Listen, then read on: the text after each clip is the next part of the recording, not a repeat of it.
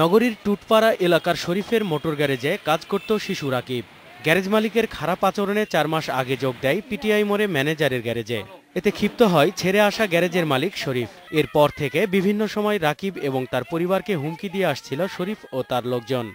2 দিন আইসে ভয় দেখাইছে, তোর মার কাছে টাকা পাবো। কয় মিথ্যে কথা বলো কেন, আমার মা কি টাকা আনতে গেছে? মিথ্যে কথা বলো। ওর মা আবার ওই সাবেকটা আমারে কয়, তোকে গায়ে চর্বি হয়ে গেছে, তোকে গায়ে তেল হয়ে গেছে। সোমবার বিকেলে দোকানের রং কিনতে শরীফের গ্যারেজের কাছে যায় রাকিব। এ সময় শরীফ ও তার লোকজন কৌশলে তাকে গ্যারেজের ভেতর ডেকে নিয়ে নির্যাতন চালায়। এক পর্যায়ে তাকে টিউবে হাওয়া দেওয়ার জন্য থাকা কম্প্রেসার মেশিন দিয়ে পেটে বাতাস ভরে দেয় ঘাতকরা।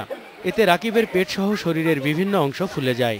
এ সময় জ্ঞান হারালে তাকে হাসপাতালে নিয়ে যায় নির্যাতনকারীরা। আমার মতন মা খালা কেউ দরজায় যাবে না, কেউ সাথে কান্নাকাটিও করবে না। আমার সাথে অন্যায় করে তারও আমি ফাঁসি।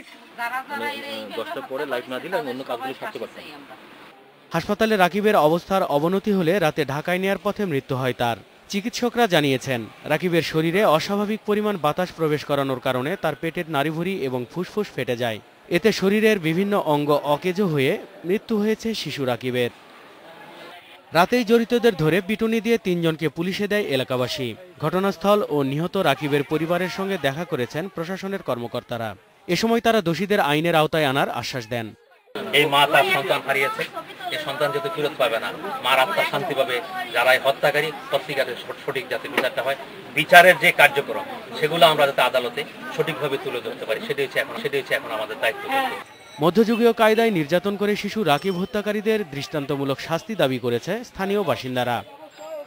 নজরুল ইসলাম তমাল, ইন্ডিপেন্ডেন্ট নিউজ।